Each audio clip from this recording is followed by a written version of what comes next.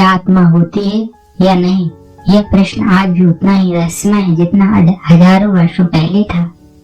एक और है भगवान श्री कृष्ण, जिन्होंने अर्जुन को गीता का ज्ञान दिया और आत्मा को अमर बताया। दूसरी ओर है भगवान बुद्ध, जिन्होंने आत्मा के अस्तित्व पर ही प्रश्न खड़ा कर दिया। क्या होता अगर ये दोनों महान विभूतियां आमने सामने बैठती और इस गूढ़ विषय पर चर्चा करती? आज हम उसी दिव्य संवाद की कल्पना करेंगे।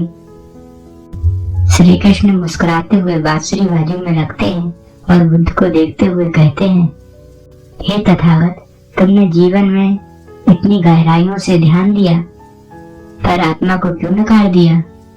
तब गौतम बुद्ध शांत भाव से कहते हैं, हे वासुदेव, मैंने संसार को देखा है, हर चीज बदलती रही, कोई भी चीज स्थायी नहीं रही। शरीर बदलता है, मन बदलता है, विचार बदलते हैं, फिर आत्मा स्थायी कैसे हो सकती है? तब श्री कृष्ण गंभीर होकर कहते हैं, तो क्या ये परिवर्तन देखने वाला भी बदलता है? तब बुद्ध कहते हैं, हाँ, यही तो जीवन का स्वभाव है, कुछ भी स्थिर नहीं है, हर चीज क्षणिक है। तब श्री कृष्ण हल्के से मुस्कुराते हुए कहते हैं, पर जो यह देख रहा है कि सब बदल रहा है, वह कौन है? तब बुद्ध क्षण भर रुककर ध्यान की मुद्रा में बैठते और फिर बोलते हैं, यह चेतना है जो क्षण क्षण बदलती रहती है। तब श्री कृष्ण कहते हैं, तो चेतना किसकी है? तब बुद्ध मुस्कुराते हुए कहते हैं, यही प्रश्न तो सबसे बड़ा भ्रम है, यदि इसे खोलने जाओगे तो कुछ निश्चित नहीं मिलेगा। श्री कृष्ण कहते हैं, परंतु अर्जुन से मैंने कहा था, आत्मा न जन्म लेती है न मरती है, यह अजर अमर है, तो क्या मैंने गलत कहा था?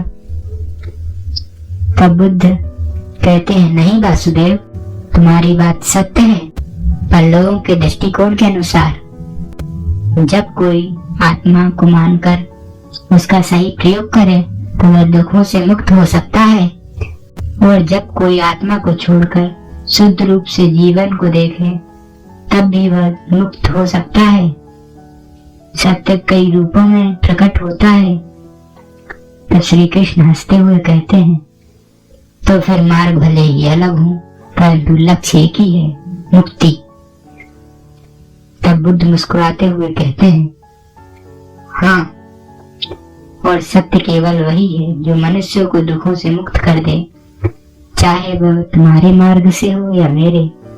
तो दोस्तों, सत्य एक ही होता है, लेकिन उसे देखने के अनेक दृष्टिकोण होते हैं। क्या आत्मा अमर है या केवल एक धारणा?